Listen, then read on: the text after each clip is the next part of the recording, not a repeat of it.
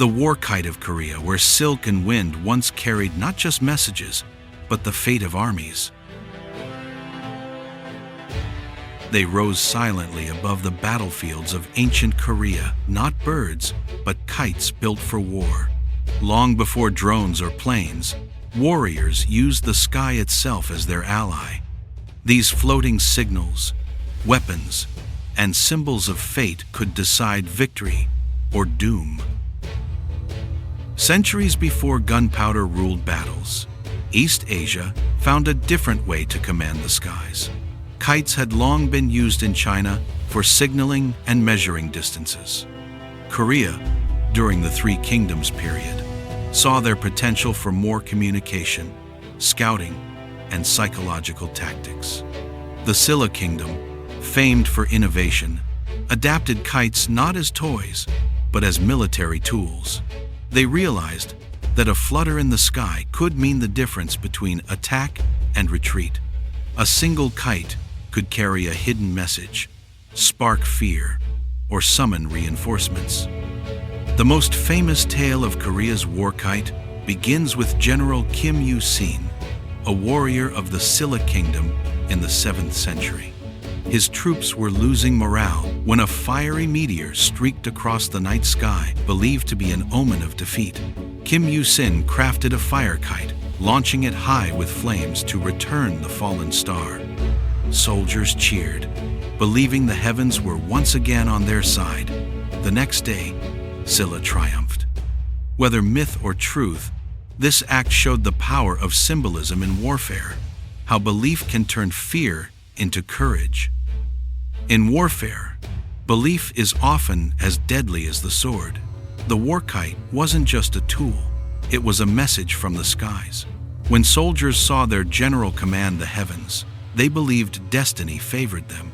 Enemies, too, were shaken, unsure if gods or humans controlled those burning signs above.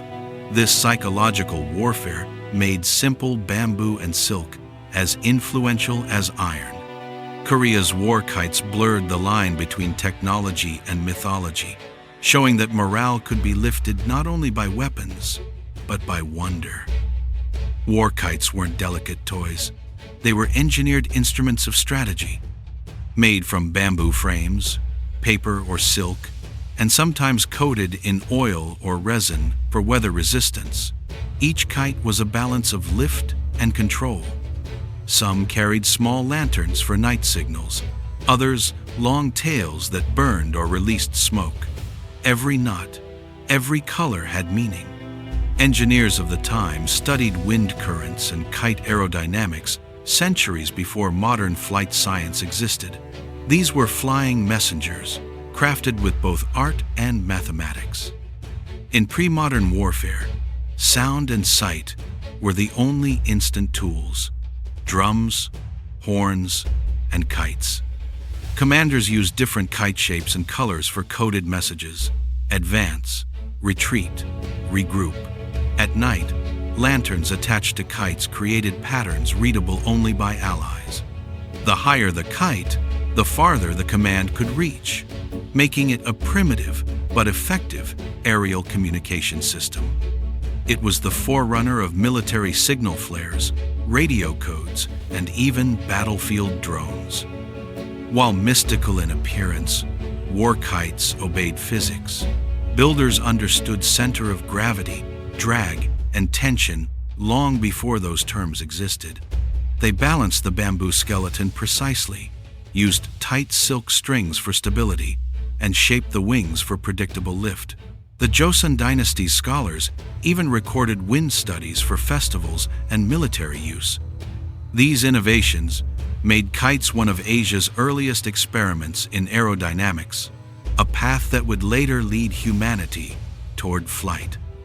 Some accounts mention battlefield kites used to deliver small firebombs or burning tails that fell over enemy camps.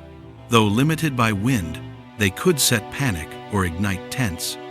Korean engineers experimented with signal fire, gunpowder, smoke, and even sound whistles attached to kites.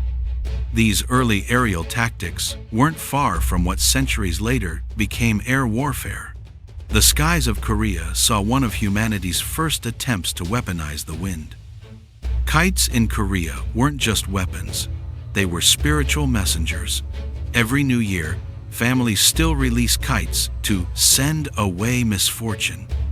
This ritual traces back to war, kites carrying away bad omens in battle. Soldiers believed their kite carried prayers to heaven. The line between religion, hope, and strategy blurred beautifully. In Korean art, these kites symbolized freedom, destiny, and divine favor, an echo of the same beliefs that once steered soldiers' courage. While Korea refined them, China pioneered the concept centuries earlier. Chinese generals used kites to measure distances over enemy walls and send coded signals. Korea, however, gave the kite emotion and myth, turning it from a tool into a legend. Chinese war kites were often square and practical. Korean ones were artistic, symbol-rich, and morale-driven. Together, they laid the foundation for military aerial technology in Asia, long before the West took to the skies.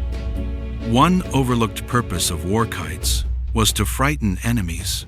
Some were painted with demons, dragons, or fiery eyes, giving the illusion of celestial wrath.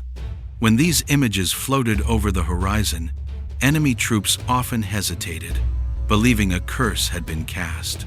Warfare, after all, wasn't only about steel. It was about breaking the enemy's mind. Korean warlords mastered that art. Flying a war kite wasn't easy.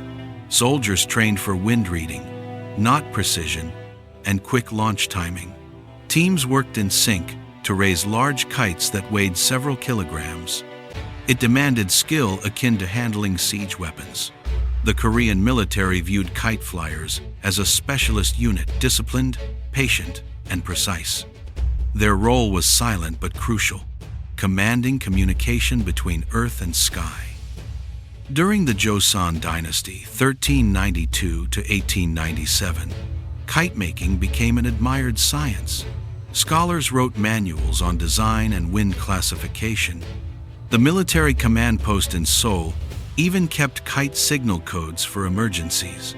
These records show how serious the art had become, blending Confucian discipline with strategic innovation. The war kite evolved from battlefield tool to a respected national craft, celebrated during festivals but rooted in defense. As Korea entered more peaceful centuries, war kites transformed into festival kites. Their designs retained dragons, tigers, and guardian spirits, symbols once used in battle. The shift mirrored Korea's philosophy: turn weapons into culture, fear into beauty. Kite festivals became a tribute to innovation and resilience. Every child's kite, soaring under the spring sky, carried echoes of those warriors who once spoke to the wind. Few outside Korea know that these were some of the world's first aerial weapons. Western historians often overlook Asian military ingenuity, but Korean war kites influenced later Japanese signaling systems and even inspired early European air observation ideas. What began as paper and bamboo quietly shaped global military thought. The war kite was an early whisper of the modern Air Force.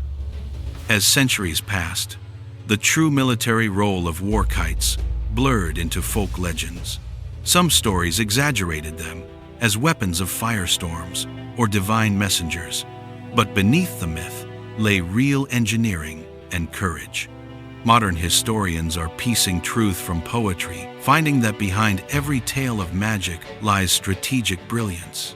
The war kite became a symbol of Korea's balance between spirit and science.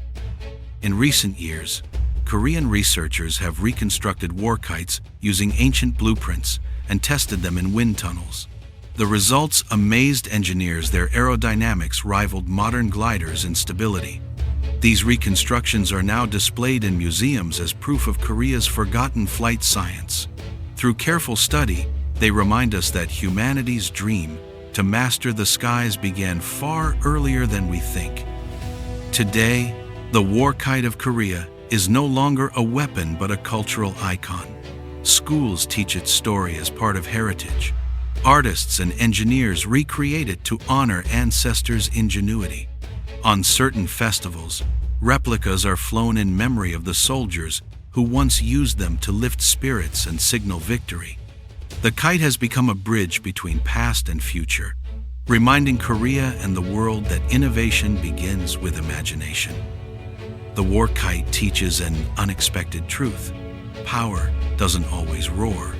Sometimes, it whispers through silk and wind. It's a story of how creativity, belief, and strategy combine to turn the sky into a weapon and later into art. The same wind that once carried fear now carries dreams.